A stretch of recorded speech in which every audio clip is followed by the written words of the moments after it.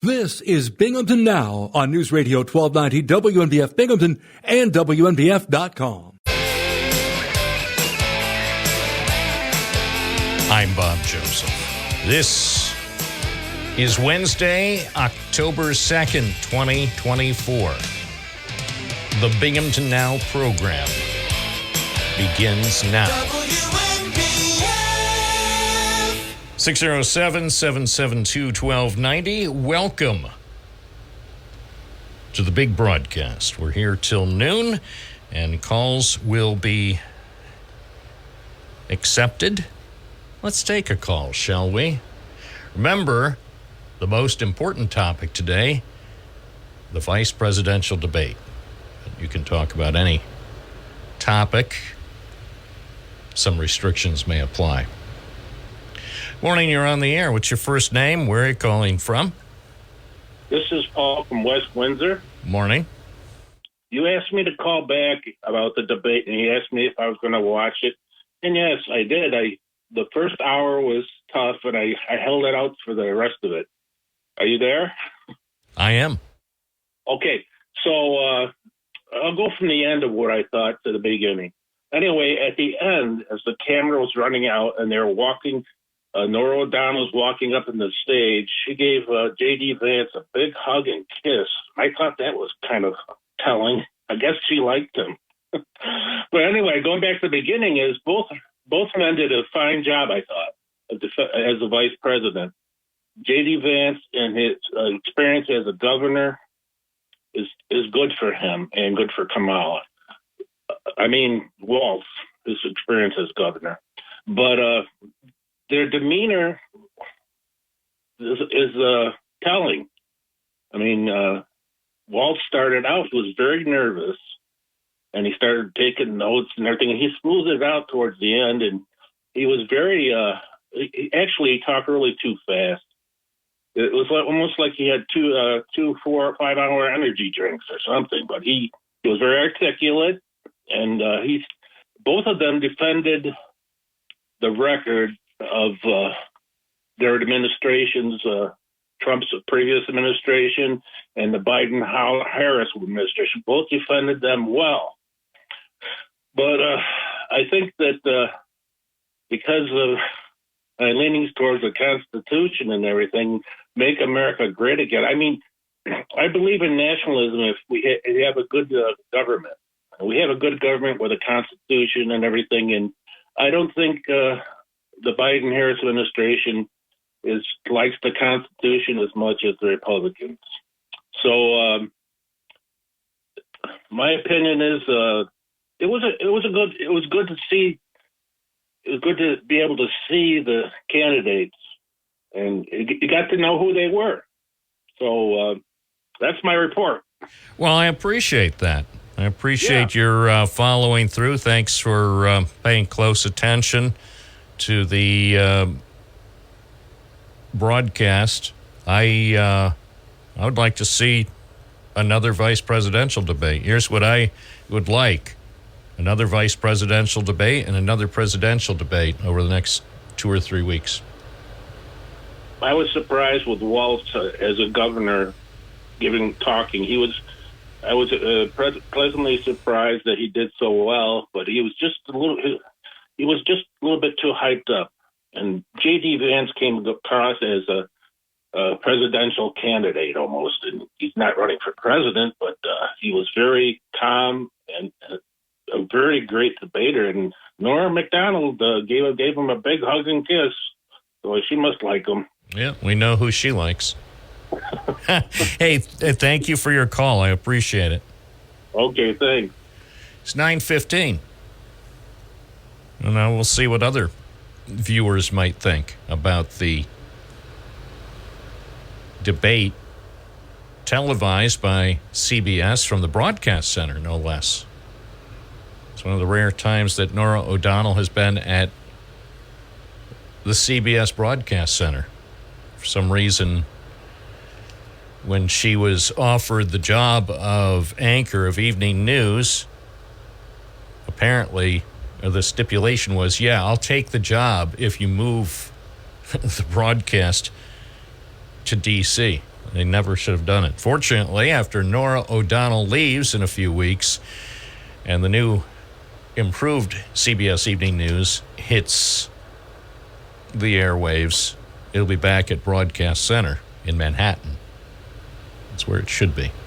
All programs should originate in New York State. It's 9:16. Good morning. You're on the air. What's your first name? Where are you calling from? Good morning there, Bob. It's Dave from Vestal. Yes, what's on your mind?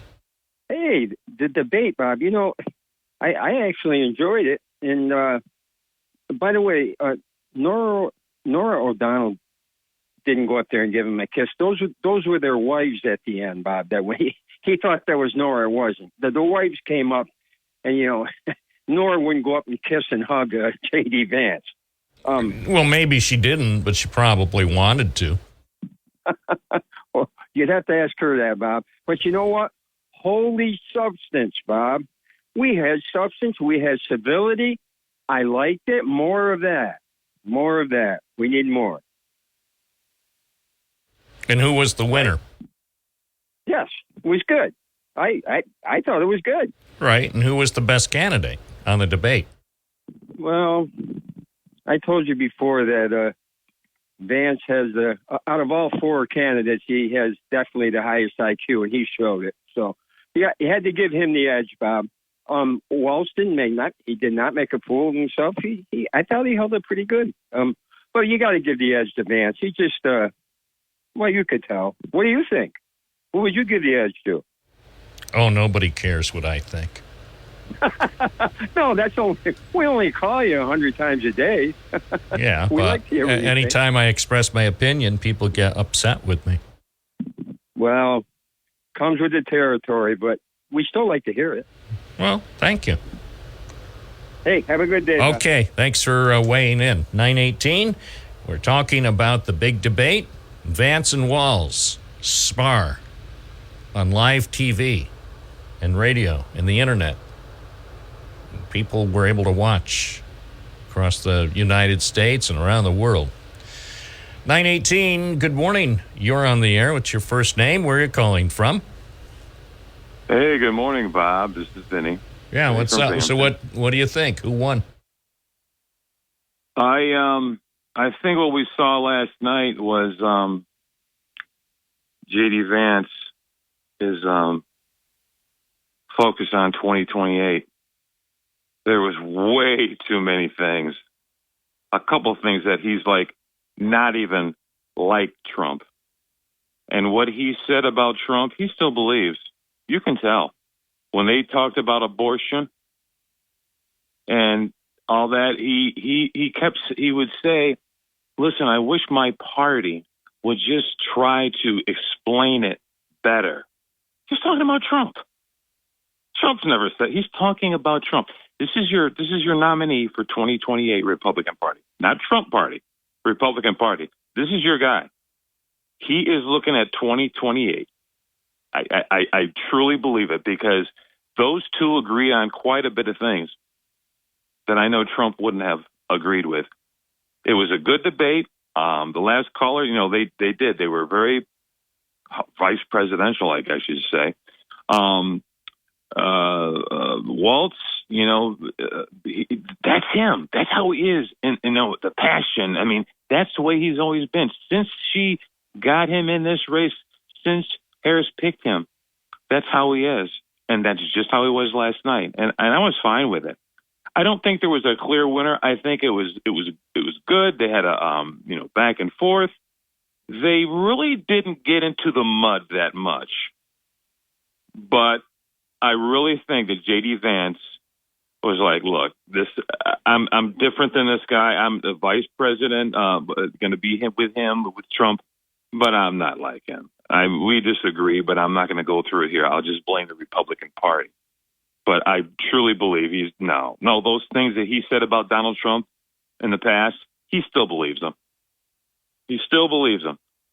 And that's what I thought. I thought that was really good. And but Bob, I do want to say something. You know what? You've been talking these last couple of days about Harris and him getting out here and doing more interviews. And I thought of one interview that I think would be really interesting for Kamala Harris, besides the religious faith one, which I still believe I'd love to see them both do. I know one won't. I would like to see Kamala Harris do an interview, a 60-minute interview with Leslie Stahl. And I'd like for her to mention the last time when Leslie Stahl interviewed Donald Trump and how that went. I think that would be good. Do a 60-minute interview and show the American people this is how you do it. I'm not going to get up. I'm not going to stomp my feet. I'm not going to say you're nasty. My vice presidential nominee, he's not going to come in here and have me leave. Nobody's going to come in and give you a faulty book and lay it in your lap and tell you that that's the health care plan, and it's not the plan at all. We're not going to do that. We're going to do a straight ahead interview. I want, make it tough. I'd like to see that. I think that'd be interesting. Well, Kamala Harris will be interviewed by Bill Whitaker, who is good. Actually, I think and people know my position about Leslie Stahl, so I'm not gonna repeat my publicly stated concerns about Leslie Stahl. But Bill Whitaker is very good, and I think his interview with Kamala Harris, which is scheduled to air October 7th, so that's next Monday. So at least I have something to do next Monday. Well, see, I think political-wise, her being interviewed by Sean Hannity and him being interviewed by Rachel Maddow, that would do nothing. They wouldn't. It doesn't matter if it would do nothing.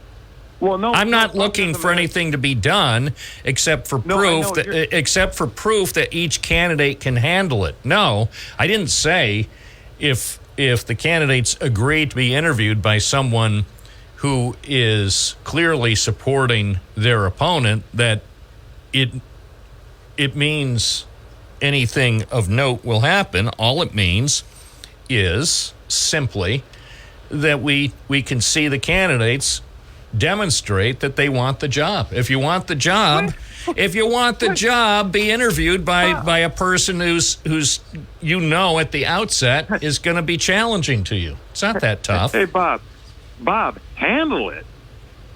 Donald Trump, handle it in 2024. Both of them handle it. Both candidates handle an interview by someone who, that's my thought anyway. Thank you. Appreciate that. We'll talk more about the debate coming up, and we may even talk about other debates that ought to be held between now and November 5th. Listening to Binghamton Now on this Wednesday morning. I'm Bob Joseph on WNBF and WNBF.com. 9:49, the weather from the National Weather Service. Cloudy today, showers likely, high 62, mostly cloudy tonight. Chance of a few more showers. Low 51, mostly sunny tomorrow. There will be areas of fog in the morning. High 72, mostly sunny on Friday, high 73. The weekend looks good, mostly sunny Saturday, high 68. Sunny Sunday, high 70. Right now it's 58 in downtown Binghamton, 14 Celsius. Air quality is good. Air quality index 26. It's 9:50 at WNBF. We return to the phones on this Wednesday morning. Hi, you're on the air. What's your first name? Where are you calling from? John from Binghamton. I'm not going to...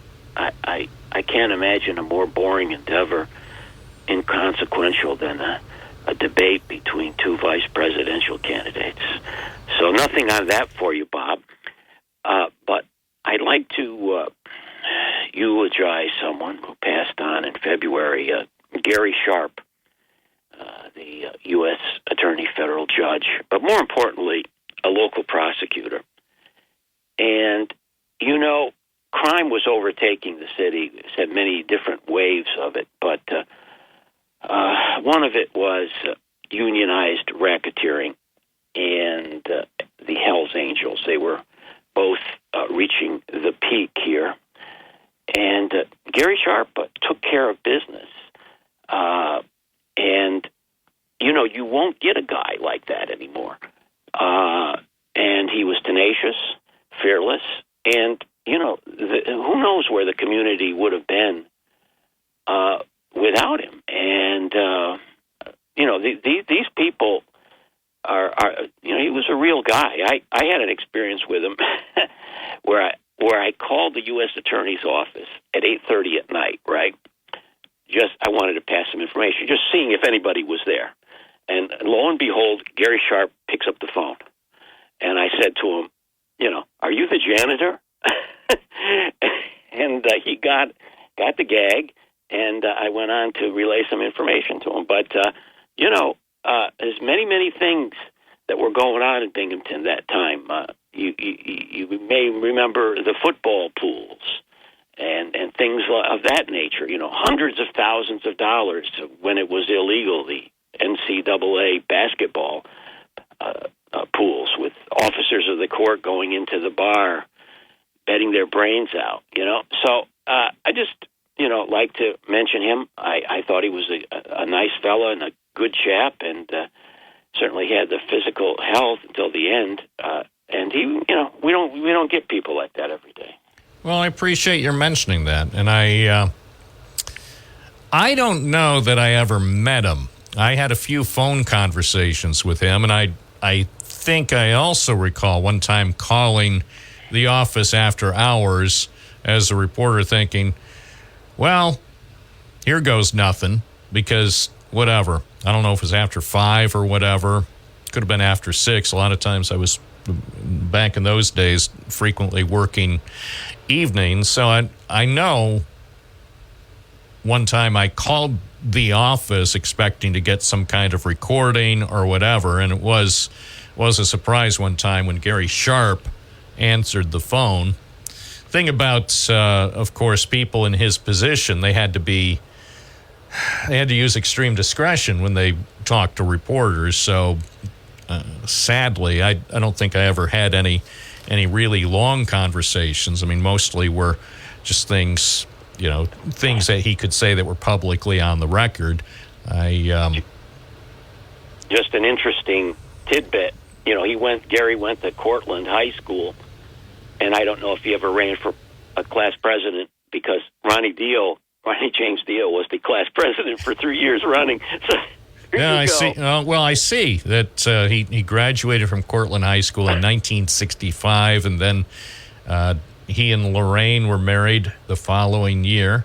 And the obituary that appeared earlier this year said they had been inseparable life partners in every sense of the word since that time. I know a couple of people who had gotten had the pleasure of getting to know Gary Sharp personally, and so they, on the rare occasions where it came up, they always spoke very positively about Gary Sharp, the man, the private guy, as opposed to, people would think, well, we know what he does, and so I'm looking. This is some of the highlights for people not familiar with him. He attended Cornell Law School, graduated in 1974, so he graduated 50 years ago, started his career as a prosecutor in the Broome County DA's office for several years. He worked for Pat Monserrati. It says Gary's professional life was one of public service, first as a longtime prosecutor, then as a judge. He served in some high capacity. I remember in 2004, 20 years ago, when he was appointed by President George W. Bush to be the U.S. District Court Judge for the Northern Districts, and so on and so forth. And I'm not really sure why it happened earlier this year that I don't believe I made any reference, maybe a quick passing reference that he had died. But even at this late date, several months later, it's appropriate to remember Gary Sharp, who he was, serving in the community back when I believe he lived in Vestal for many years. And, everybody I seem to have had a chance to talk with always really loved him, appreciated him. Yeah, it's nice to see somebody's life work out like a more or less a storybook. That is very nice because most lives today are not that great. Well, I mean, some and some are filled with moments of greatness and even moments of darkness and despair. I mean, it appears based on all I know and from what I've read that he hate to say he had a charmed life, but hey, he was born in Cortland, and for the years, whether growing up in Cortland County or the years of his service in Broome County, and then ultimately serving the people in upstate New York. It 5 seems, kids? Yeah. Single mother? Yeah. I mean, so it shows there. It shows that, as they say, you can overcome adversity just because maybe you didn't start out in a situation where everything was 100% perfect. I mean, look what he accomplished. Absolutely. Yeah, thank you. Yep. I appreciate that. It's 9:57 at News Radio WNBF. One thing I note that Gary Sharp had in common with our dearly departed friend Tony Russell, they were both long-suffering Cleveland Browns fans. I still remember Tony and his, regardless of whatever happened with the Cleveland Browns, he never wavered in his support for the team. And a lot of those years, I'm sure they tested his patience, to say the least. It's 9:57 WNBF, WNBF.com. Check out the news on our website with the latest information on some local stories. We had a story about the house fire in Vestal on Murray Hill Road, not far from the Binghamton University campus. 2-alarm fire, and unfortunately, there were no serious injuries. The Vestal Fire Department was assisted by some units from Endicott and West Corners, so they knocked it down quickly, but unfortunately, the house sustained some fire damage in the lower level, and I'm sure some smoke and water damage elsewhere. So I wish people there the best. Also on our website, the story, what a tragedy, of Terrell Norris. Stopped over again to Town and Country Apartments Tuesday afternoon and talked with some of the people who knew Terrell. And it's just so sad. So sad. The circumstances, and still unclear precisely how this would happen. I mean, we can see how it would happen, but why? What were the circumstances? What was going on outside the parking lot shortly after 10 o'clock Monday, where apparently shots rang out? Now, one person told me she heard one shot. Another person said he heard a few shots, so I'm not certain how many gunshots actually were fired. I mean, it would seem that there obviously had to have been multiple shots because Terrell Norris was in his apartment, apparently minding his own business, when he wound up being wounded in the face, and then he died.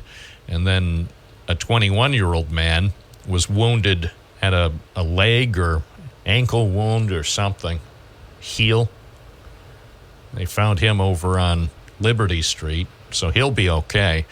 But police are still trying to sort out the circumstances of that tragic shooting incident that happened at Town and Country Apartments on Monday night. It's 10 o'clock. This is Binghamton Now. I'm Bob Joseph. You're listening to WNBF. 607-772-1290. Binghamton Now continues till noon.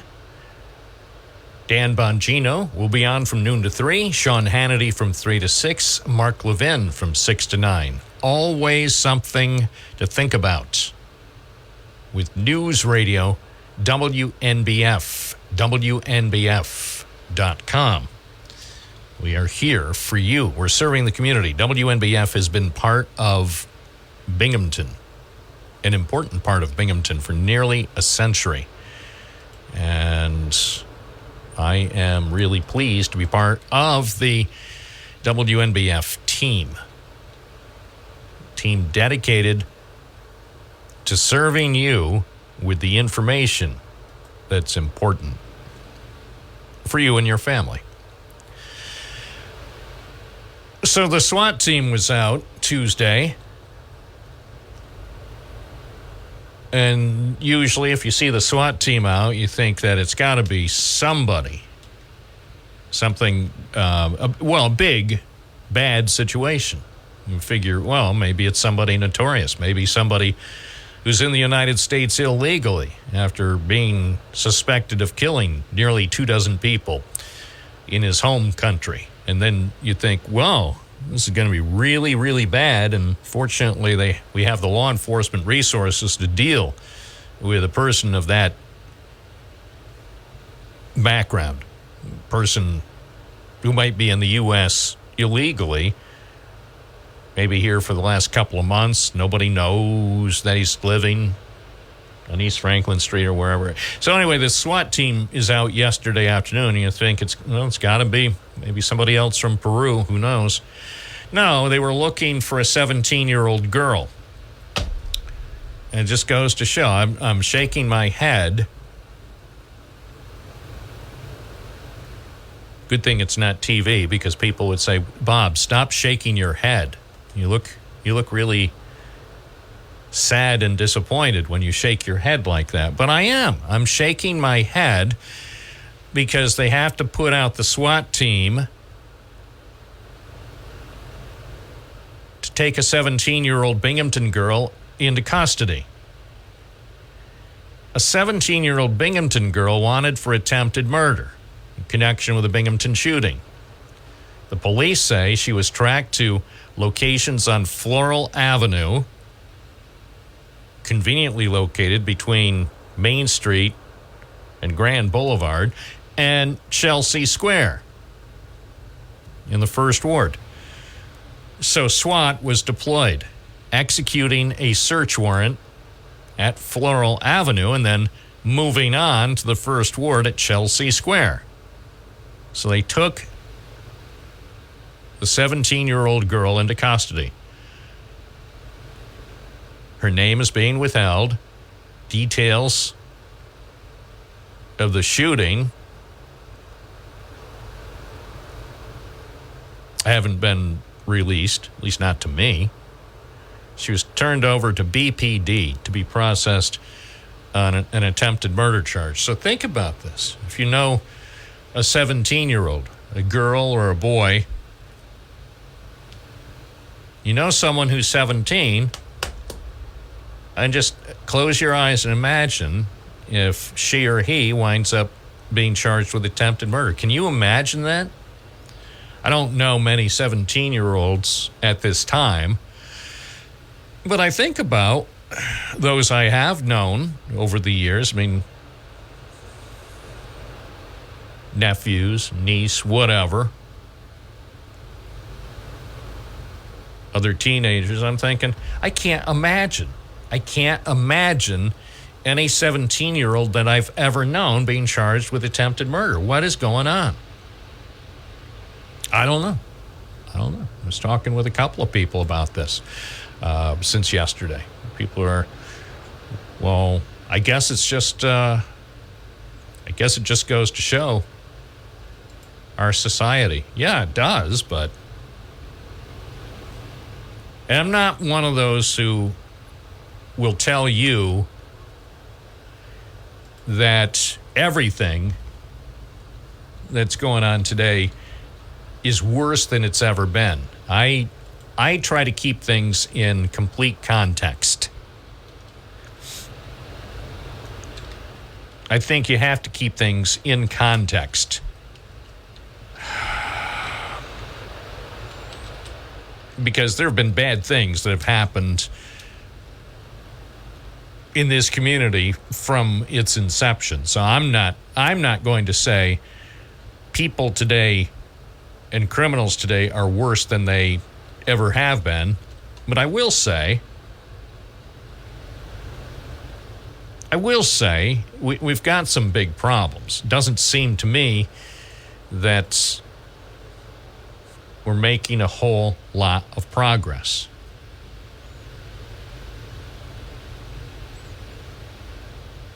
And I don't know what can you do?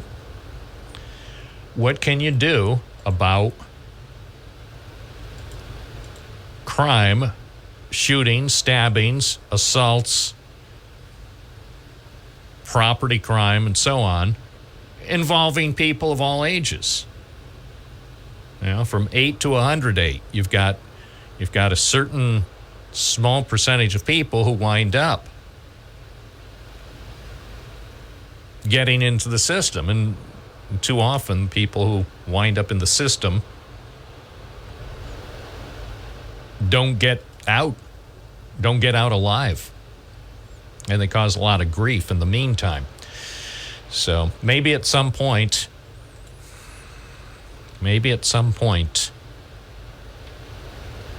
we can try to figure some things out.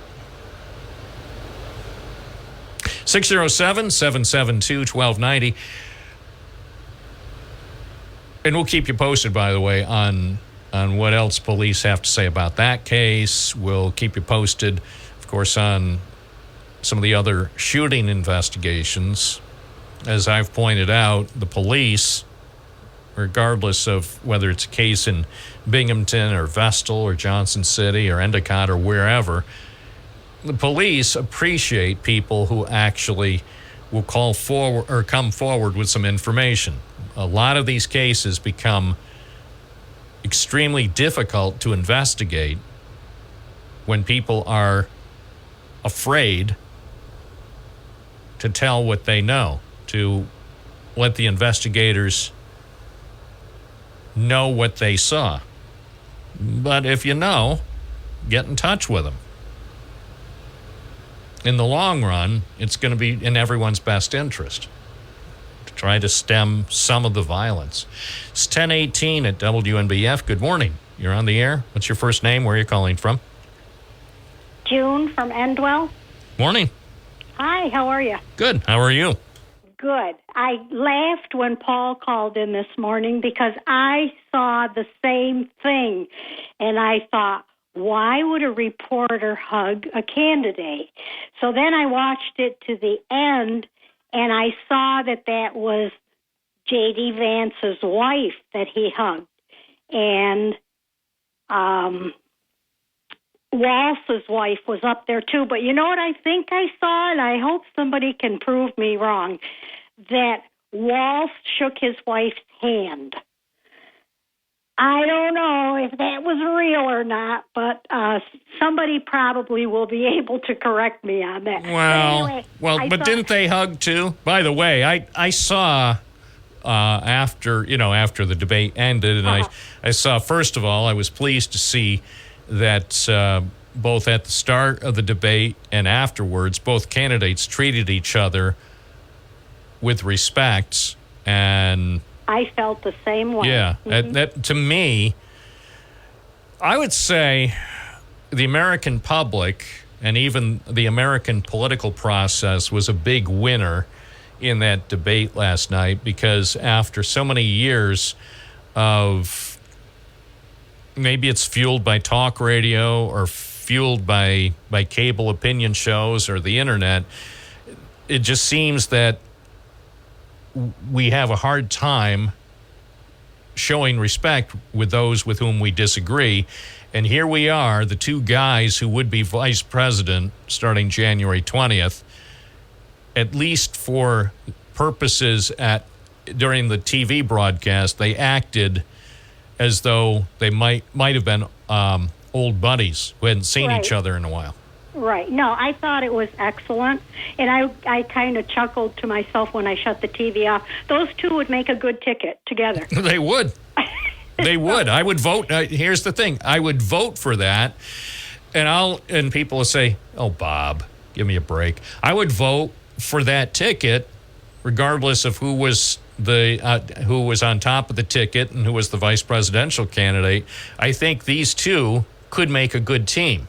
And I may disagree on some issues. I may disagree with both candidates on, and I'm not saying either one is perfect, but I'll be darned if I can think of a single president in my lifetime who is perfect. I think these two guys would have what it takes, and even with their differing worldviews, whether it's about immigration or the economy or about crime or whatever, I think the two of them together could help lead this country in the right direction in the next 4 years better than the two presidential candidates we have now. And I'm not trying to be unduly critical of the candidates. I'm just saying, in an imperfect world, J.D. Vance and Tim Walz could help us heal in the next 4 years. And I agree. And certainly,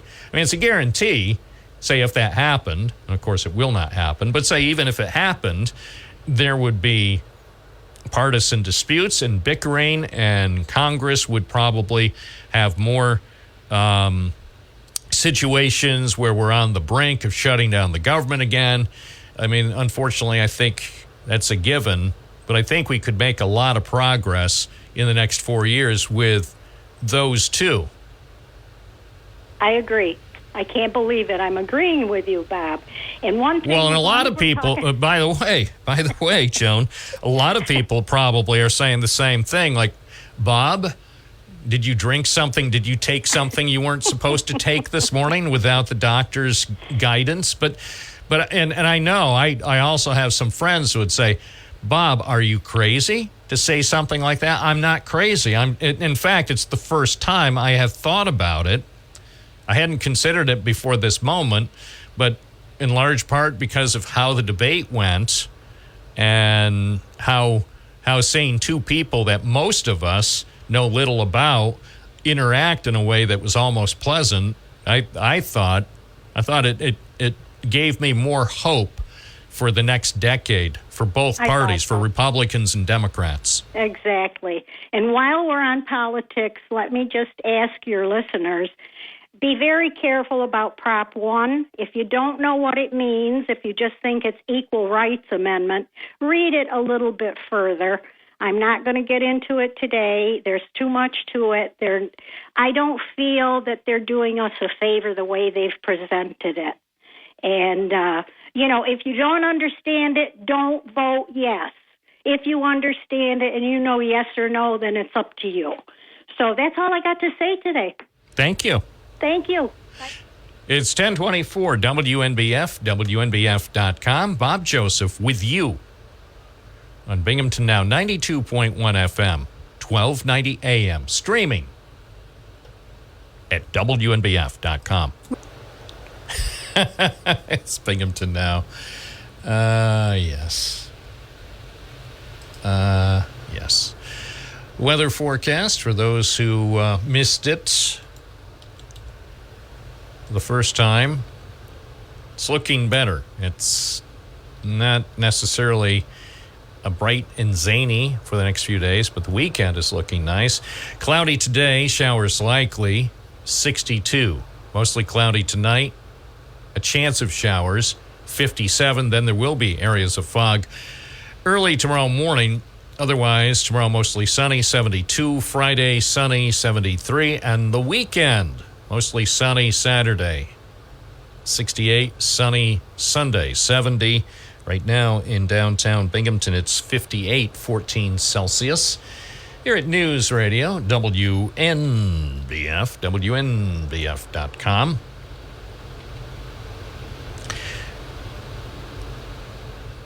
Every once in a while, well, let's see, I think I mentioned last hour, just stopping at different places, just following up on, let's see, how many places did I check out this morning on my way in? 1, 2, 3, 4, 5.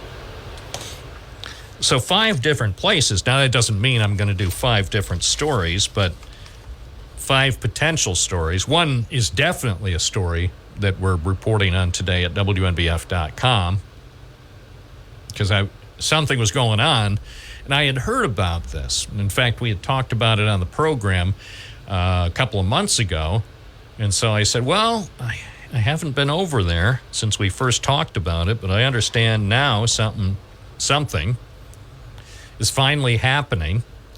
And sure enough, a lot had happened over the last several weeks over at that site. So had a chance to chat with a couple of people, and I was impressed by some, as they say, fast-moving developments. And it's one of the more positive things going on.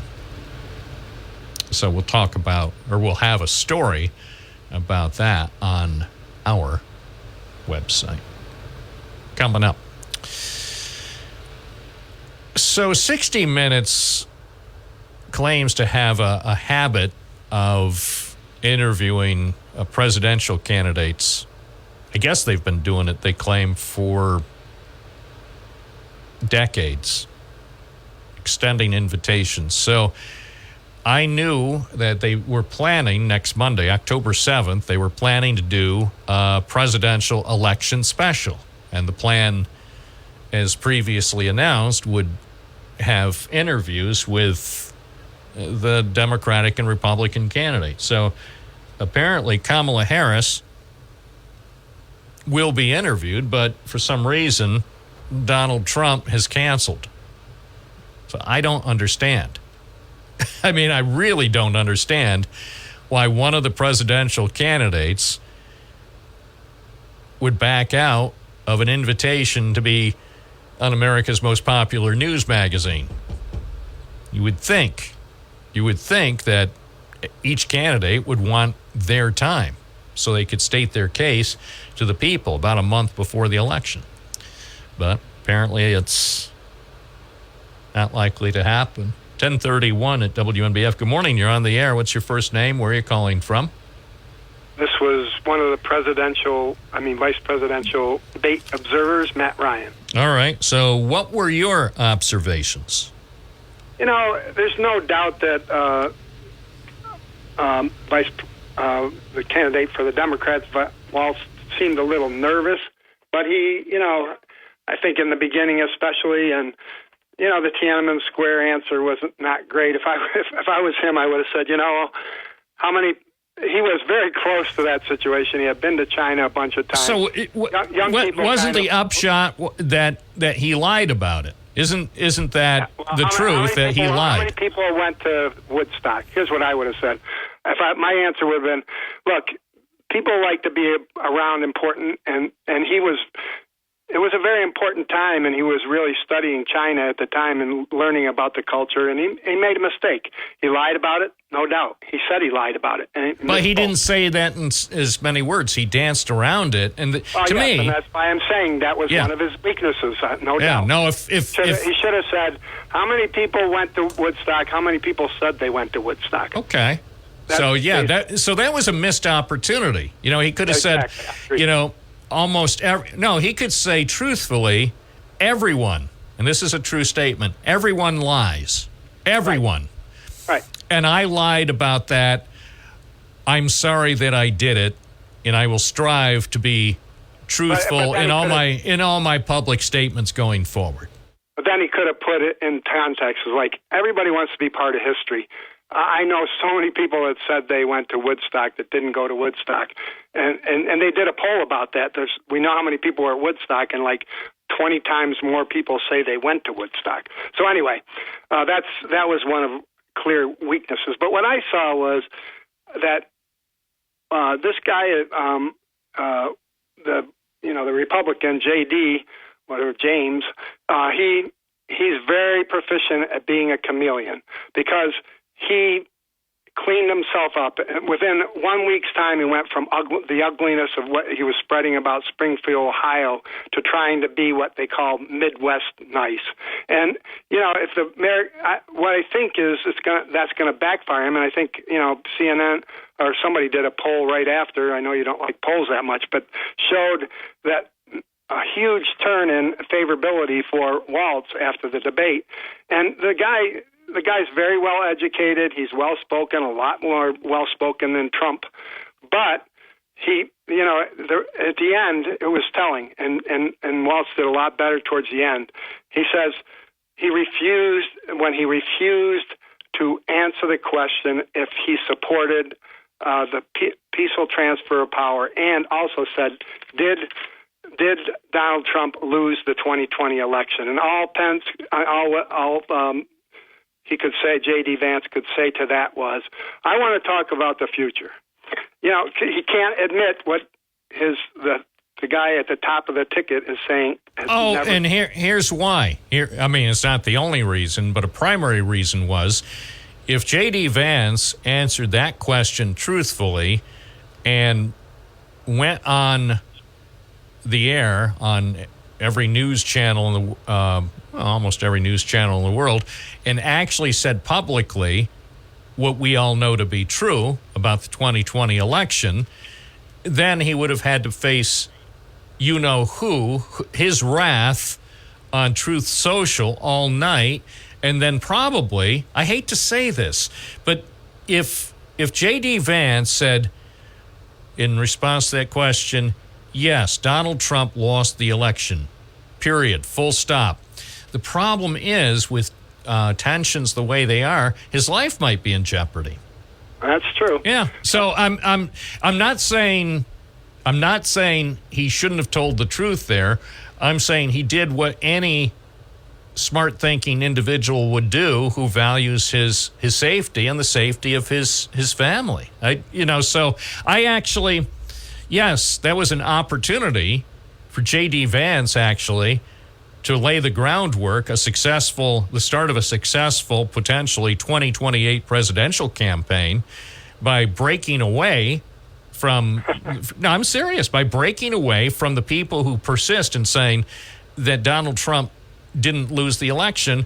Look, the reality is, as was pointed out, the moment it was certified on January 6, 2020, or 2021, hey, at that point, it's over, man. Accept the results. It's in some ways similar to what I said yesterday about court cases. Right. As you know, you've been on the losing side of court cases, but not many. Well, yeah, I'm not saying many, but the fact is, by the way, we got that one overturned. Well, give me a call sometime and we can talk more about that. But the reality is, the one thing that officers of the court should never do is in public criticize a decision of a judge or a jury.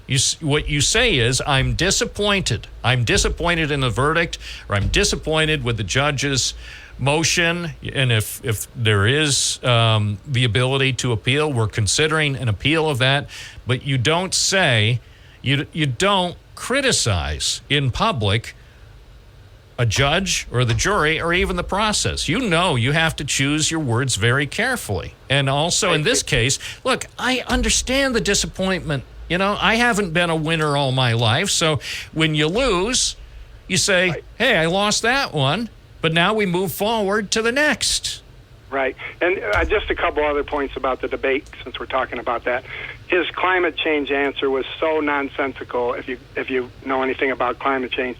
And also, he flat out didn't tell the truth about his position on a national abortion ban. You can go online. Right. He lied about that. And then what didn't come up, which I'm really thought Walz missed an opportunity, is just last week, just in the last couple of days, Donald Trump has talked about a need for a day of extreme violence. He actually said that we should have a day of extreme violence when the police just show the criminals just do anything basically they want to them. We already know he advocated for shooting at the legs of protesters in Washington, D.C.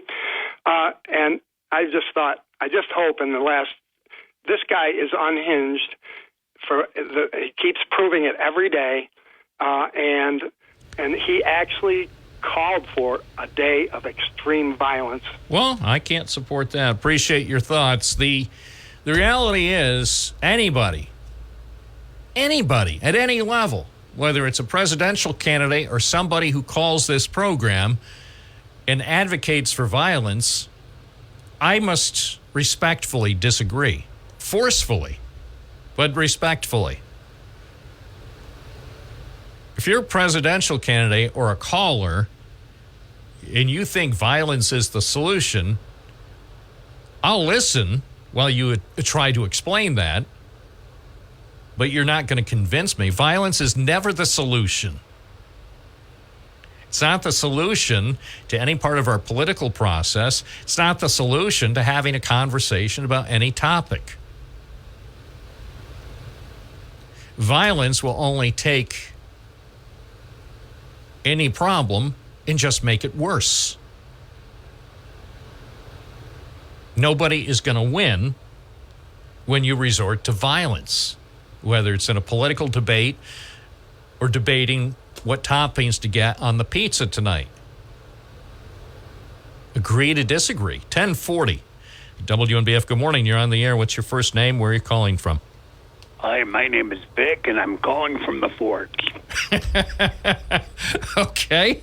Well, welcome back, my friends, to the show that doesn't never ends. The show will end today at noon, but then we'll put out a brand new show tomorrow. What's on your mind, Vic? Well, I watched that debate, and I think I have a different take on it than Matt does. I know he was talking about the CNN poll that said Vance dropped to -11, and that's just CNN for you. Let's keep that in mind. I thought it was a good debate. I was surprised at the performance of I can't remember his name, Tim. I'm not going to say what goes in front of that, but I was surprised at the performance, and I loved it when he said he was a friend of school shooters. That was a blunder. We all know that, but he still said it, and it makes people wonder if he can do the job or if his mind is already on the way out the door. But in response to Matt's phone call, I just like to say, hey, Matt, you really got to look at things a lot deeper than CNN and MSNBC or whatever it is. You got to look at what you were thinking about doing and what's going to be done if you do it, because that's where our country's at today. Not too many people are talking about it, but I think it's the book of Luke or something like that says when Israel is surrounded by its enemies, the time for my return is near. And that's what's going on right now. So I think we ought to get on the same page about saving this nation, back Israel, so that we can get those people that are surrounding them taken care of. I'm rambling here, Bob, but there's so much on my mind that worries me right now about the future of my grandchildren and their children, should they, have children if the earth is here that long. And as far as climate change goes, climate has been changing since the beginning of time. It used to be the atmosphere was all gases in the beginning of time, and eventually it turned to oxygen, and we have life.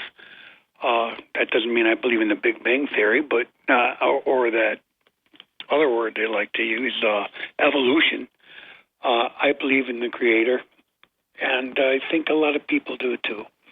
So I guess in my rambling close, Bob, I'd like to say you have to vote red or this country is going to be in a lot of trouble. And I appreciate it if you let me put a sign, vote Trump, on the building that you're in. You got to be kidding me. No, I'll give you $100 a day. I'll give you $100 a day. No. Oh, come on, You don't Bob. put political signs on a building housing a news operation. Well, what would you think if somebody paid me $1,000 to put up a Kamala Harris sign on the building? I think if you let them, that's good business. No, but that's not the business of a news operation. Now, by the way, wait a minute. Wait. The business of a news operation is to be fair and balanced. We haven't seen that in a long time. And I'm not particularly talking about you, Bob. I'm talking about all the media. But I'm talking about symbolically. putting any kind of campaign sign on the side of our building here at one of the most prominent intersections in downtown Binghamton, that would be just wrong. Yeah, It would not be right. Maybe I should go across the street, rent an apartment, and hang a huge one off the apartment. But you window. can. I'm saying symbolically it wouldn't be right. It wouldn't be right if I put a Ted Cruz sign out there from 2020 when Ted Cruz was in the Republican primary, or when Bernie Sanders came to town that same week.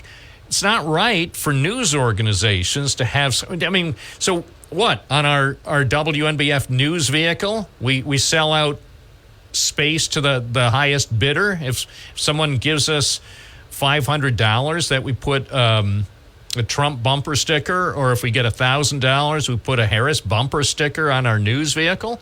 Well, they did that when they sold out the Veterans Memorial Arena and allowed people to put up their companies. Don't get me started. Right.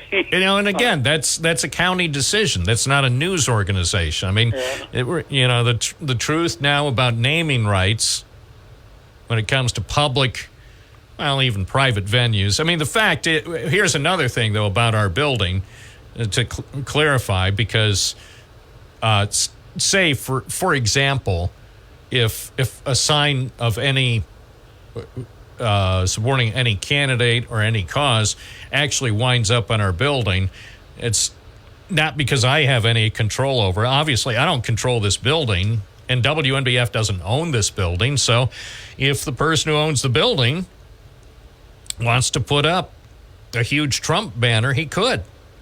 Hey, two things before we disconnect. One, JD, I agree with Vinny this morning when he said J.D. Vance is going to be working on 2028.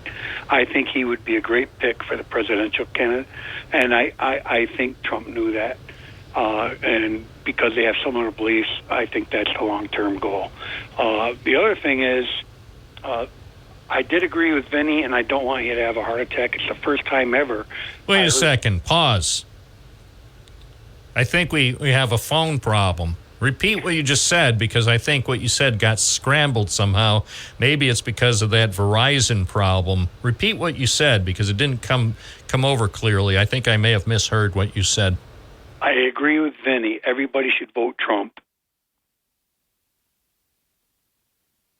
Okay. Thank you. I love this show. It works in so many ways. It works on multiple levels, and that's why everyone listens. 4 out of 5 dentists agree. If they had a talk show they'd like to listen to, it would be Binghamton Now. Except they can't put it on in their office because they need soothing music. Cranked up to 111 decibels to cover up the screams of agony during the drilling operations. Drill, baby, drill. Turn up the beautiful music louder. Those screams of excruciating pain. Cover it up. The 101 strings. It's 1048 WNBF with Bob Joseph here at the control point. What do you think about the debate? We've had a lot of good input. But I want to hear from you. Give us a call if you have thoughts. If you watched the debate, as many Americans did, let me know what you think. This is Binghamton Now, 92.1 FM, 1290.0 AM, WNBF.com. And, of course, stay connected using the free WNBF app. 1051 WNBF Talk Time. It's time to talk. It's always time to talk here on Binghamton Now. 607-772-1290. So everybody is sharing their opinions. Here's one. Here's an opinion from Brian Stelter, a CNN opinionator. Says the morning after the debate, the consensus is that nothing really changed. Political insiders say J.D. Vance was the better debater, except for his damning non-answer. That's what Tim Walz called it, a damning non-answer about democracy. Average viewers said it was a draw. CNN pollsters found no clear winner, but the event left viewers with more positive views of both candidates than they held pre-debate. And Mr. Stelter, in his personal opinion, said that, to me, is the most memorable aspect of the matchup. Americans want civil, respectful conversations, even about hotly contested issues. By and large, they want decency, not demagoguery, civility, not crass attacks. That's what I want. 10:52 at WNBF. Good morning, you're on the air. What's your first name? Where are you calling from? Good morning, Robert. This is Michael from Windsor. Hi, Michael. How are you? Good. Did you get the goodie package? No. Okay, I left it off this morning with the receptionist. Oh, And well, okay. I was running a little late, so it's I'm sure at noon when I get out of my talk cage when the zookeeper comes along and lets me out. Yeah, I'll go check on it. Thank you for dropping it off. Yeah, I'm sorry it took so long. I did take a spill on Sunday, so I had to wait a few days, and I wanted to get that down to you. Yeah, thank you. Sorry I didn't see you over at the park there on Sunday, but I understand. Yeah, I was actually there this morning at 7 a.m. Really? Yes. Yeah. Well, I was over on the Harper and Stance Memorial Bench on the west side of the court. I love that yellow bench. Oh, I do too. It was wet though. Yeah. So didn't get a chance to play tennis, but that's okay. Things happen. And then I went back and it started the drizzle again. So I said, that's it. So I came home. Make sure you at least try one of those Oreo Coca-Cola cookies.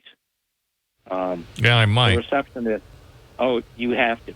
well, maybe what I'll do is, since I've been so well behaved for the first 2 hours of the program, maybe I'll send a quick telegram to the zookeeper to see if she'll let me out of my talk cage for a couple of minutes at the top of the hour. So maybe I could slide up to the area where the other great workers congregate for Town Square Media, and maybe I'll grab one of those cookies and I can try it live on the air. Well, I think that would be a good idea before they're gone, because the receptionists, their mouths were watering. They were like, yeah, I'm not surprised, and we have a bunch of other workers who love their cookies, who enjoy, honestly, I think we all here at the station have a sweet tooth, so I better get moving. I'll try to get up there during the next news break. I would do that. I also kept it healthy. There's a bag of apples. So that way, if somebody doesn't like cookies or munchies, there's a bag of apples too. Very nice. Well, thank you for thinking of us. Yes. I told you I would drop it off. I wish I could have done it earlier, but it worked out. All right. Well, hey, continue to recuperate. Well, I think we are. I went to play tennis, but it was too wet. Oh, okay. Well, so you're at least... Well, the good news is in the next few days, the weather's going to be nicer. Next weekend looks really good. So if you want to play tennis at Rec Park, probably Saturday and Sunday will be perfect. Already planning on it. All right. Thank you. So I just wanted to let you know we followed through with a promise. Thank you. Now, I'll look forward to sampling one of those cookies and giving my personal opinion. You got it. Okay, thanks. You take care. Thanks. Have a great day. You too. It's 10:56 here at News Radio WNBF and WNBF.com. Getting back briefly to what Brian Stelter, the CNN opinionator, had to say about last night's debate between J.D. Vance and Tim Walz. He wrote, debate viewers appreciated when Walz and Vance acknowledged what they had in common, and an overwhelming majority of viewers felt the tone of the debate was positive, according to CBS. And yet, we're still very much in the Trump era of politics. Yes, we are. Yeah. But, as they say, time marches on. No era will last forever. So, look forward to the future. I think last night gave us a glimpse into the future of America. We've got more coming up. I'm Bob Joseph, Binghamton Now, WNBF.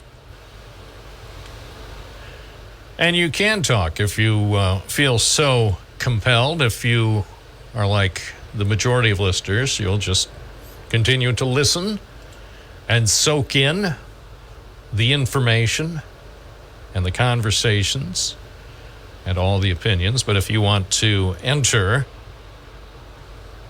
the fray, you can. It's okay. It's okay. And some guidelines regarding civility, of course, will be maintained. If you want to have an uncivil conversation, you can contact other shows. Bob Joseph, the Sultan of Civility. 1111 WNBF, good morning. You're on the air. What's your first name? Where are you calling from? I'm Nick from Binghamton and Windsor. Yeah, welcome. What's on your mind this morning? Oh, I'd like to, I got on the air. That's great.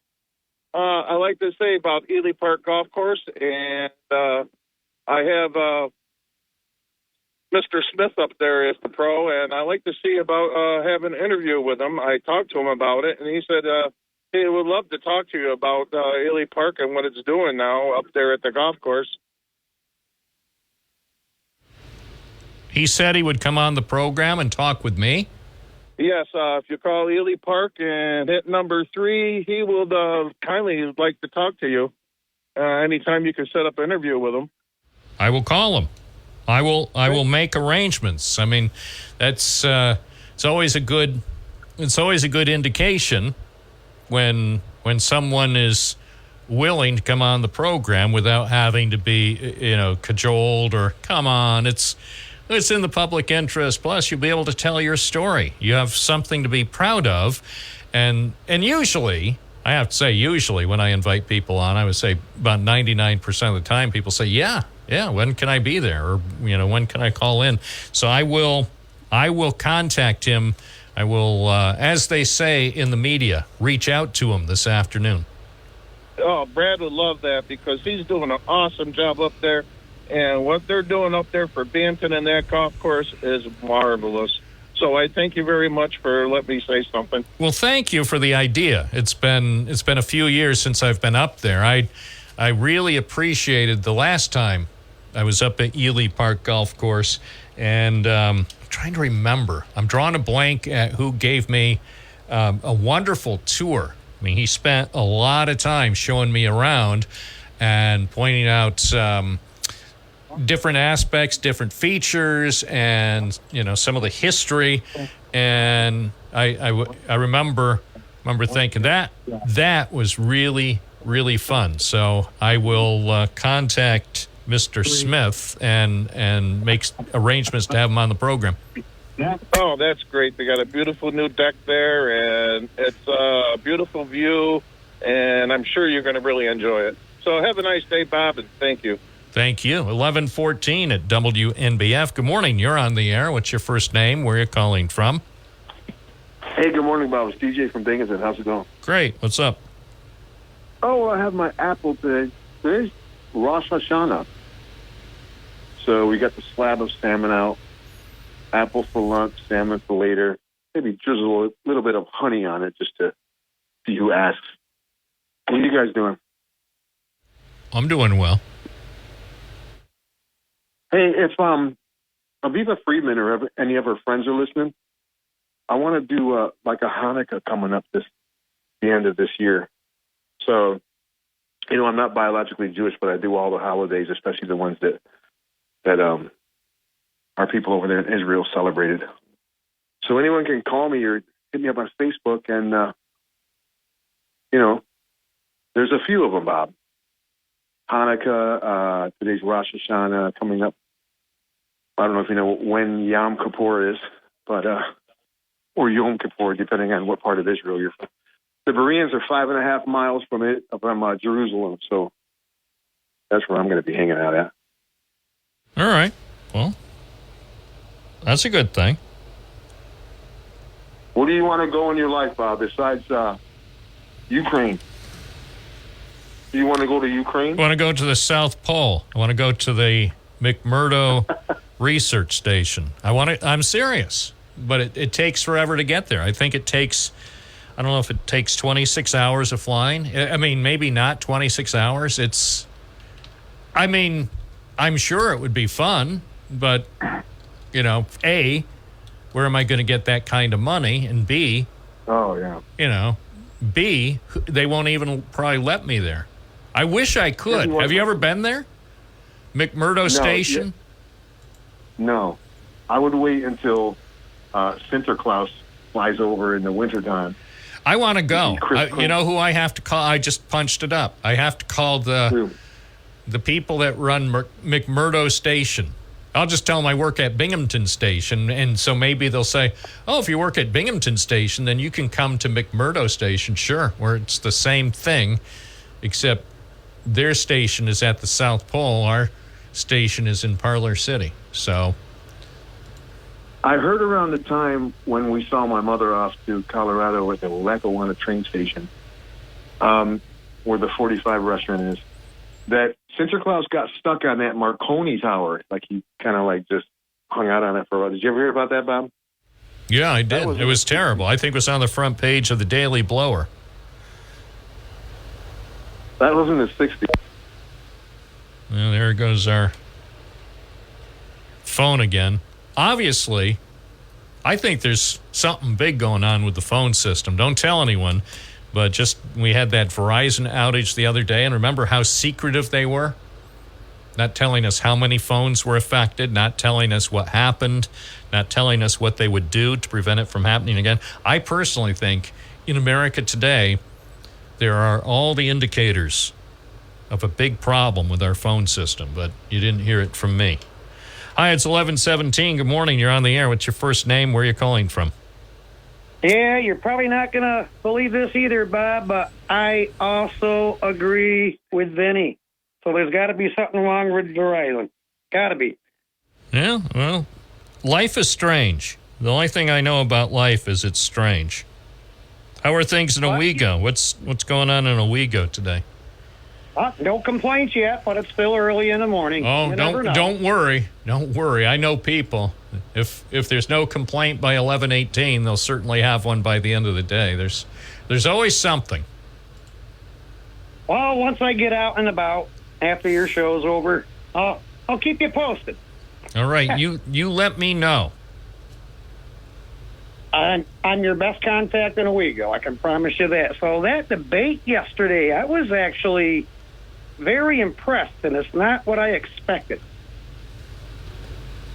I didn't think there was going to be enough popcorn in the world, and I was actually pretty impressed. I mean, they were cordial.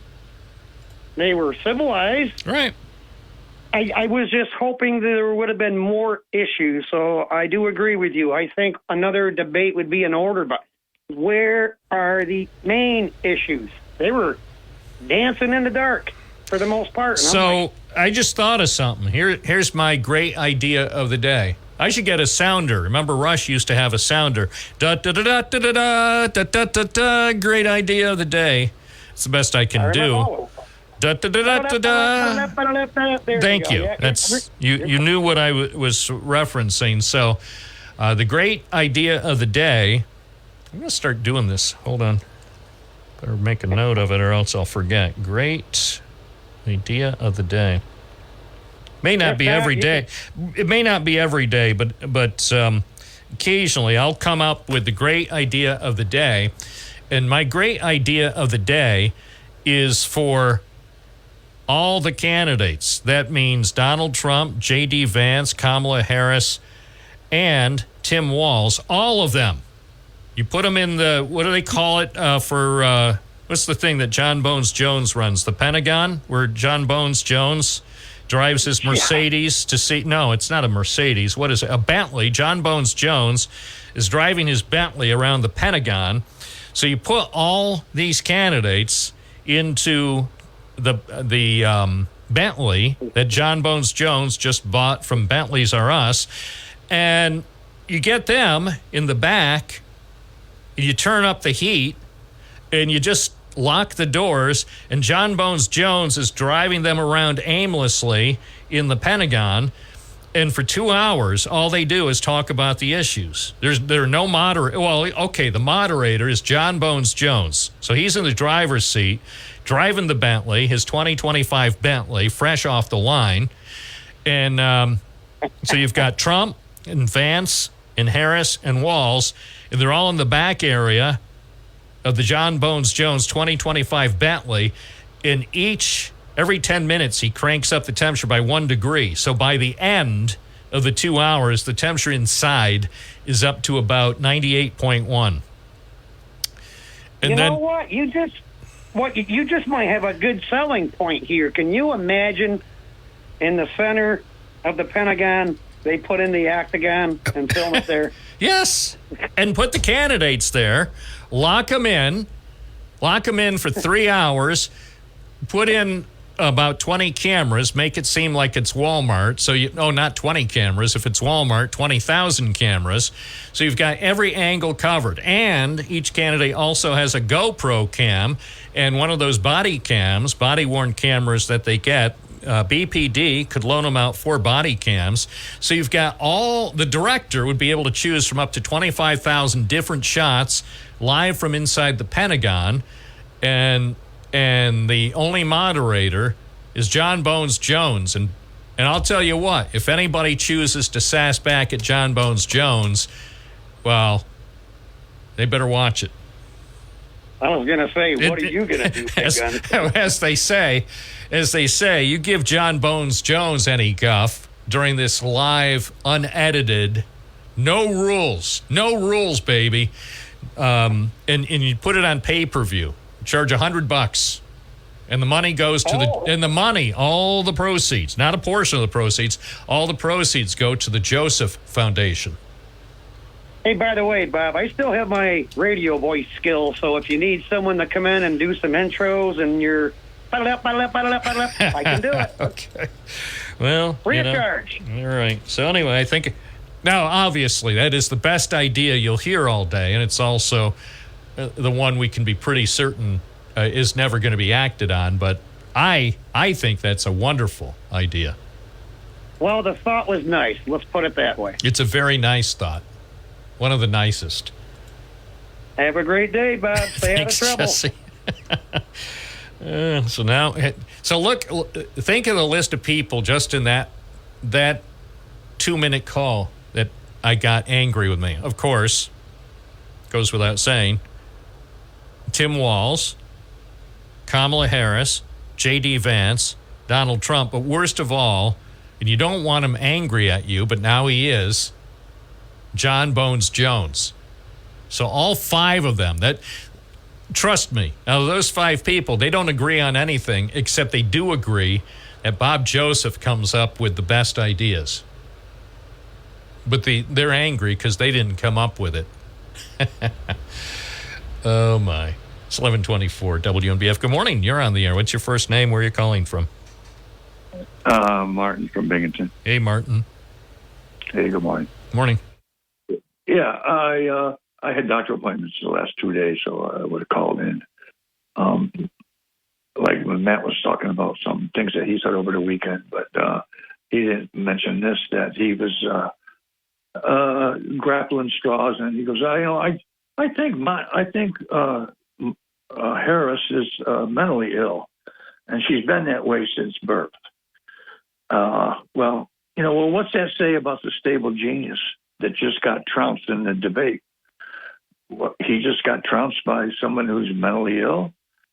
Well, I don't know. Doesn't say much for him, his state, if that's what he thinks. And again, denigrating a woman. Just here we go again, And then also picked this off of the Daily Show. He says he hated to pay overtime. He just hated it.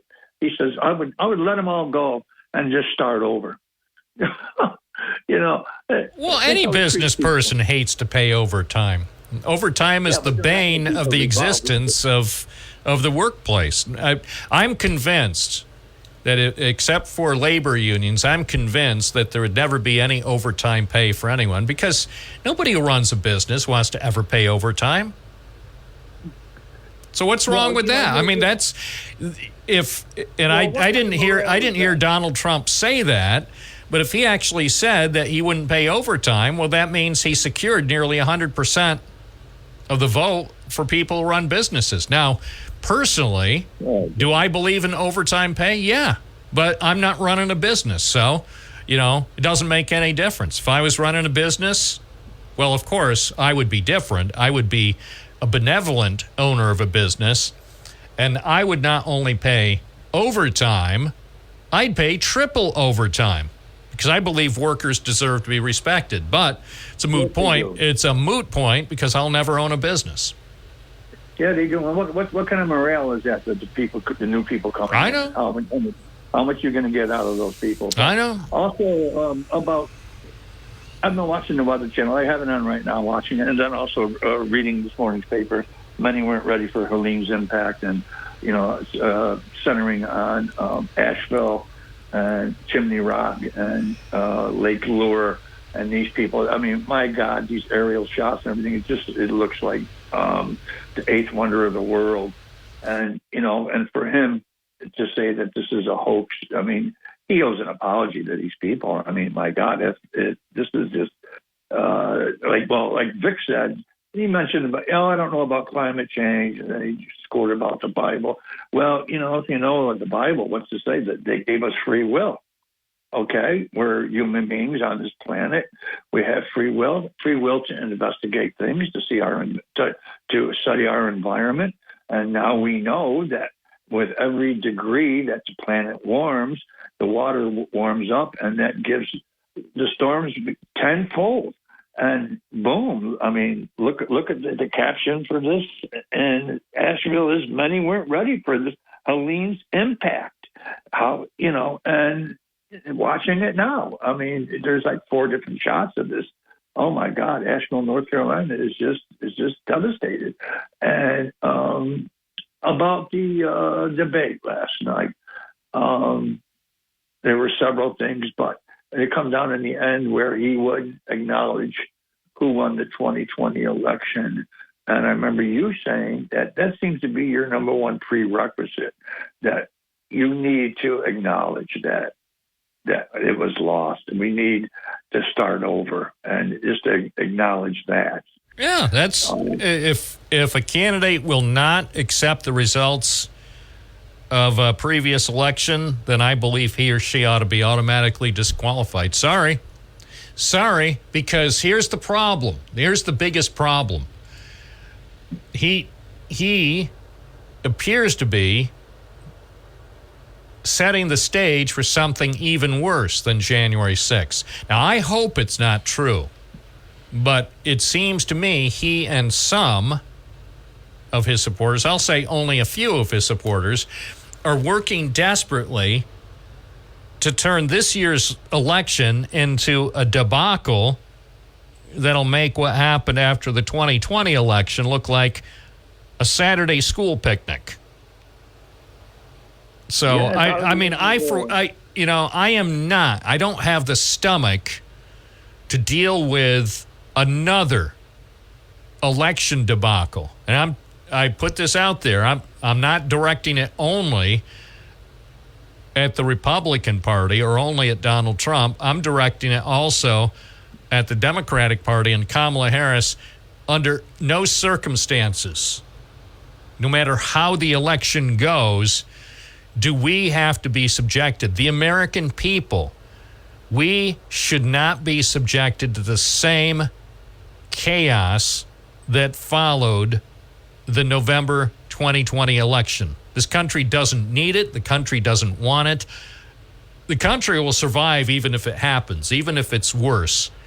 But we, the American people, don't want to have a complete debacle of an election. Let that happen in some other countries, if it must. It shouldn't happen in any country. But this country is too big and too great to allow it to happen again. The aftermath of 2020 was, let's be clear, an unmitigated disaster. But here we are, nearly 4 years later, and you have one of the persons who was officially declared a loser by his vice president. So I get how it's painful. I think Donald Trump took it personally when Mike Pence worked to certify the results of the 2020 election. But Mike Pence, in that case, did the right thing. I think it was painful for Mr. Pence. And it was painful, I'm sure, for many, many Republicans, including many of the staunchest supporters of Donald Trump. But look, at some point you have to say, okay, we lost. Maybe it wasn't perfect, but at least acknowledge. And that was one of the things that, in my opinion, if a lot of people are praising J.D. Vance this morning for the way he comported himself in the debate. And the one thing that, the only real big thing he could have done that he didn't do last night was answer that question near the end of the debate with Tim Walz and say, yeah, Donald Trump lost. I am disappointed. I wish he had won. But I am here to tell the American people. And then he could pause, for effect, a pregnant pause, if you will, and look directly into the camera and say to the American people, Donald Trump lost the 2020 presidential election. I am committed to seeing that it not happen again. That's why I'm running with Donald Trump. But I also pledge to you, the American people, no matter how the results go, whether the Republicans win this time or whether the Democrats win this time, I personally assure you I will do everything in my power not to turn this election into a 2020 style debacle. Well, it would take a bigger man than him. Well, he could have done it. The least he could have done is said it, even if he didn't mean it. But I'll tell you what, if he said that last night when he was given the opportunity to do so, I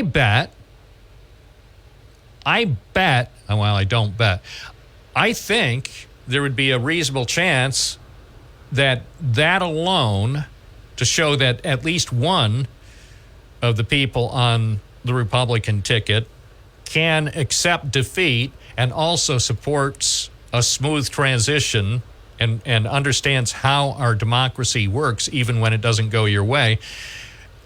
I think that alone could have helped him and the Republican ticket more than anything else, because it would say, well, we understand for as long as he lives, Donald Trump will never accept the 2020 election results. That's baked in.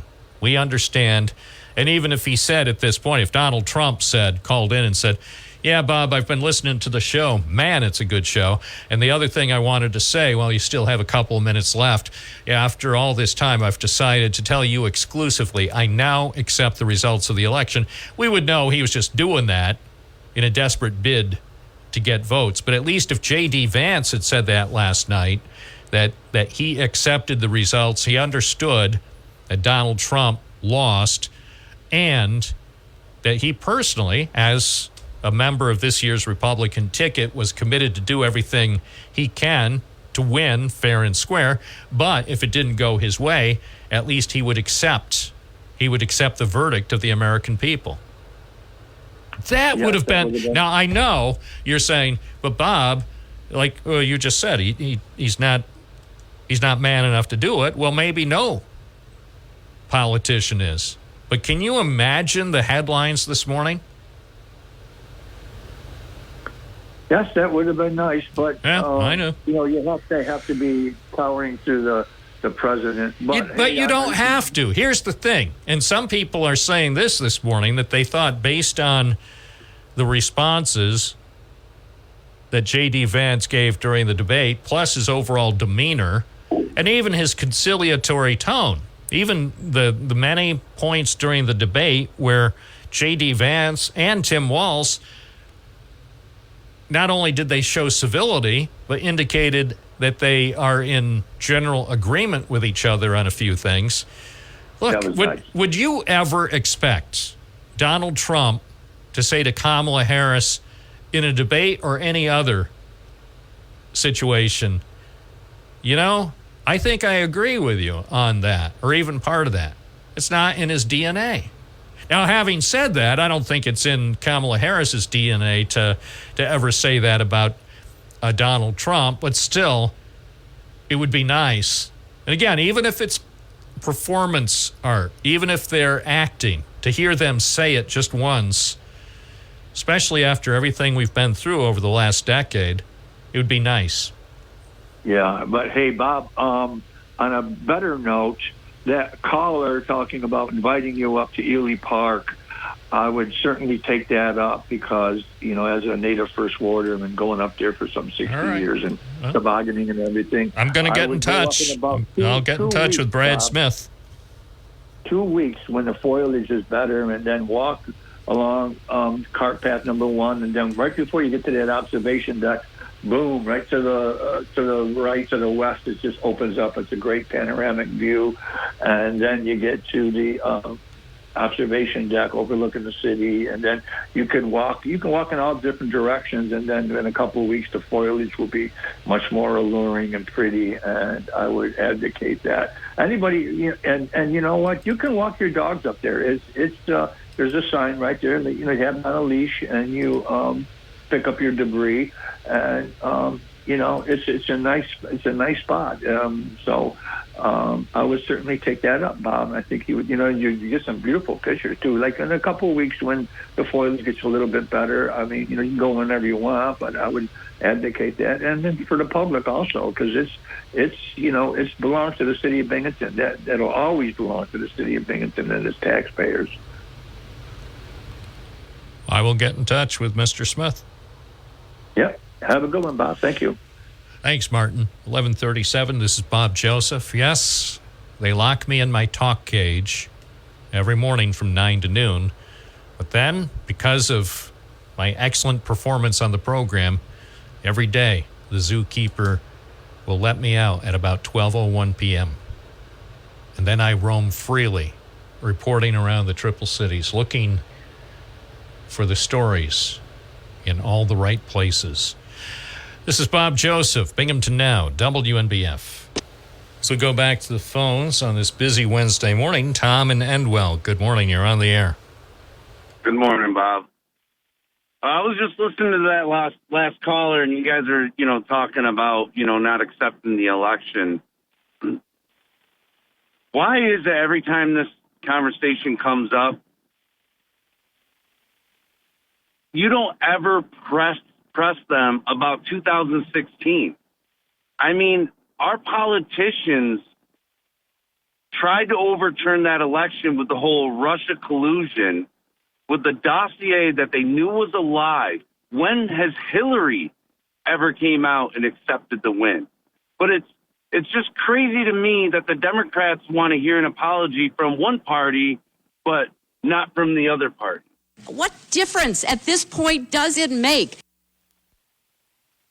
You can do whatever you want, Bob. When you do things like that, you just know that the people are speaking the truth. No, it doesn't. As she said so eloquently, what difference at this point does it make?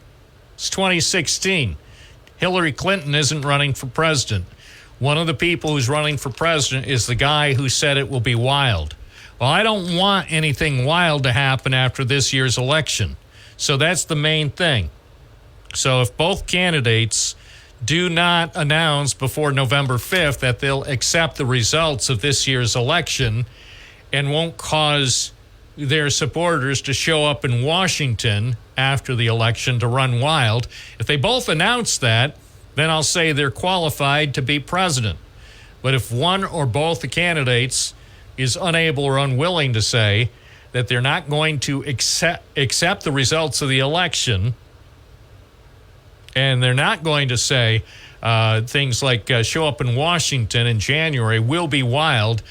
Hey, I don't care if they're trying to encourage some kind of action from the Proud Boys or the Proud Girls. I don't want to see it again. Most Americans don't want to see that again. As far as how Hillary Clinton behaved or anyone else behaved in the distant past, hey, save that for the historians. Yeah, but let's not forget the summer of 2020. Well, I know. But again, the people who were rioting in the summer of 2020 aren't on the ballot. But there was a lot of politicians that were chanting at Maxine Waters. You had Maxine Waters isn't running for president, so she can do whatever she wants. If Maxine Waters tries to run for president, then we will play some of the clips from our big stack of stuff. Maxine Waters will never run for president. And again, the rioting of 2020 has zero to do with the election of 2024. Now Kamala Harris? No. Oh, no, Kamala Harris wasn't out there rioting. If she was out there rioting, then it would have something to do. But so far, nobody has a videotape of Kamala Harris setting buildings on fire or running violently in 2020. Well, you don't have... She was out there promoting it. Well, I got to tell you, out of the 1,000 top things in this election, that's not in the top 1,000. Mm-hmm. You know, it's funny you don't let me speak. You just talk over me. Go ahead, speak, Ubu, speak. Well, let's get it together. There's more video of Kamala Harris out there. Well, then show it. Show it. Get a YouTube channel and put it on, man. Or have Newsmax show it. Is Newsmax showing that video? Yeah. Okay. So Newsmax is showing it, so what's the big whoop? You act like nobody sees the video. You're mad at me. I'm not gonna be relitigating 2020. I didn't see any video of Kamala Harris rioting. No, but you'll relitigate anything that the Trump does or anything that the Republicans do. And for the record, this is solid proof. When you don't like what somebody's saying, you just talk over them. You don't let them speak. But you get people like Vinny that just sits there and talks trash after trash, and you're just like, yeah, you're like a parrot to him. Same way with the old mayor. You're like a parrot with him, too. He sits there and lies and then wants to call back and try to, reclaim his story. He lied. And you're just like, yeah, okay, yep, you're right, Donald Trump. Like, come on. You got Kamala Harris out there saying she's going to do all this. She's been in office for 3.5 years. Did the people forget that? Not once did she came on TV and said, this is what we need to do. A year and a half ago, a year ago. But you guys eat it up. And then we're going to slam her in there with no primary. That's all good. Nothing to see here. Move along. Ridiculous, Bob. Absolutely ridiculous.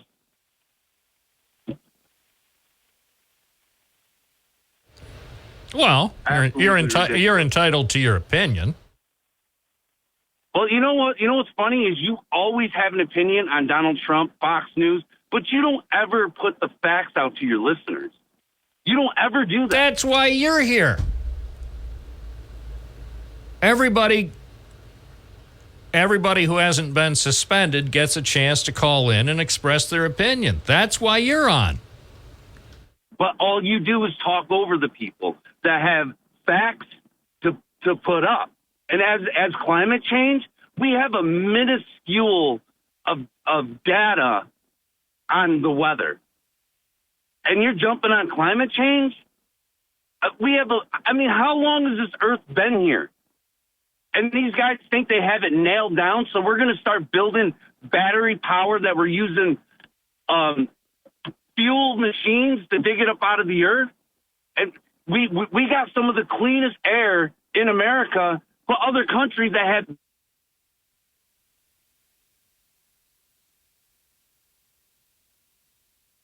Oh, I guess the phones are down again. We just had a drop out there. You were talking, and then you just dropped out for 3 seconds. What do you have? You have a problem with the phone company? All the phones are horrible. Yeah, well, you and I agree. You and I agree on that. Anyway, so the last 3 minutes, I let you talk without interruption. So there's that. I may be. No, it's not the first. See, when you lie, when you say something like that, yeah, when you said that's a first, that I let you go on uninterrupted at length, that's not the first time it's ever happened. Maybe it doesn't happen much, but to go on this program filled with people who pay attention, they'll know it's not the first time that you've been allowed to go on at length without being interrupted. Maybe it doesn't happen as often as you'd like, but to say it's the only time it's ever happened is a lie. Yeah. Well, let me tell you, you overtalk a lot of the people. So what? So what? I overtalk almost everyone. It's because I'm the host of the program. You know, some people don't like a host that's active. Some people don't like a host that's active. I get it. You don't like it. No, you know what's funny is when you got callers that have the same view as you, and they're all like, Bob, you're the greatest. But as soon as you push back on them, they lose their mind. I know. Remember, you think you're the only person who listens to the show. I have to hear the whole darn thing. I hear it. And I know when I push back, even on some of the listeners who maybe I typically agree with, even when I give a gentle pushback, I understand. So to say that I don't push back on anyone is wrong. From time to time, I believe I've pushed back on every caller, and I understand that when they get some pushback from me, they don't like it. Nobody likes pushback. You know what? The people that are on the left that you push back on, they get more angry at you than people on the right. The people on the right, it's true. That is true. Absolutely. You know why? Because they're violent. No, they're not violent. They're just surprised. They think, there must be someone who thinks that the host will always agree with them. But the fact is, I can't think of a single person, maybe except for Beverly from the town of Dickinson, who I tend to agree with all the time. But that's because she's Beverly and she's talking about usually non-controversial issues. But if somebody's talking about a controversial issue, I'm allowed to weigh in. There's just a lot that I wish that you would like. Yeah, I know. Believe me, I hear you. I hear you, Dave. Or excuse me. I still think you and Dave are working together, and I know there's no connection. But Tom, well, the reality is, look, I love your contributions, but I will admit, when you call in, I'm going to be most of the time more actively engaged than, say, when Vinny calls in. But it doesn't make me a bad person. No, you just kind of want to close down my facts. I mean, that's crazy. And just like there's so many things that's been debunked. The 2025 agenda, that's already been proven. It's not debunked. No, that's wrong. That's debunked because Project 2025 basically was written by former Trump people. Now, if he wants to tell me, if he wants to look into the camera and say, I've never read it, he can say it. I don't believe it for a minute.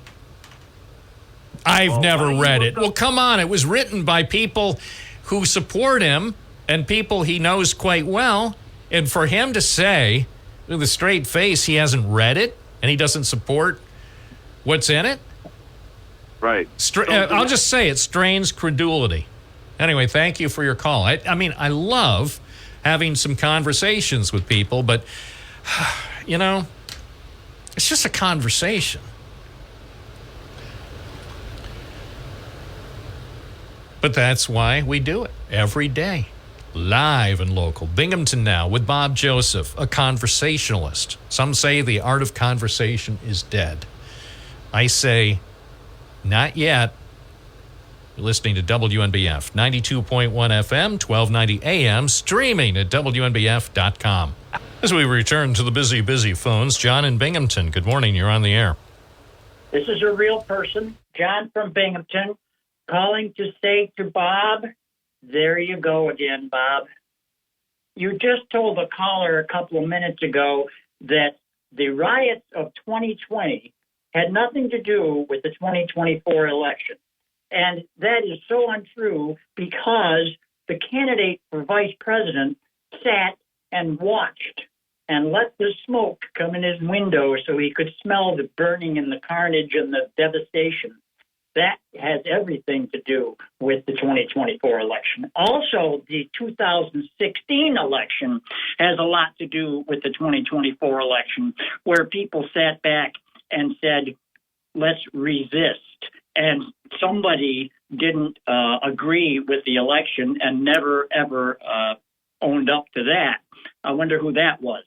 And then I wanted to talk a little bit, very little bit, about what happened last night with the debate and the two commentators, especially the one whose name starts with M, the vitriol that she displayed on national television towards candidates for the vice presidency, especially the one, was absolutely horrendous.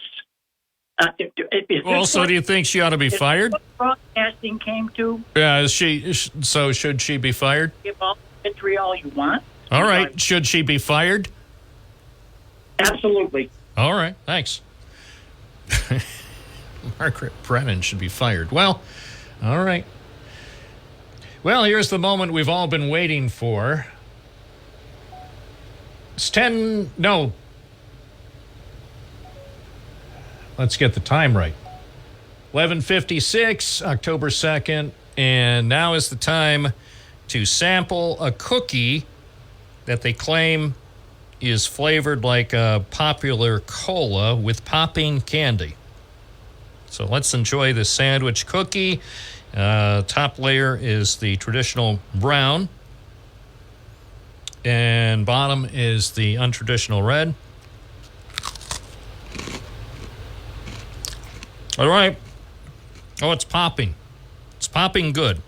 I give it an A+. Beautiful. And that's all the time we have. Good cookie, though. See you tomorrow. I'm Bob Joseph. Shop Macy's VIP sale going on now. Use your coupon or Macy's card and take an extra 30% off the latest fall trends from designers that rarely go on sale. And save 15% off skincare, makeup, fragrances, and more. Plus, shop fall specials for even more great deals on top brands at Macy's. Savings off regular and already reduced prices. Exclusions apply.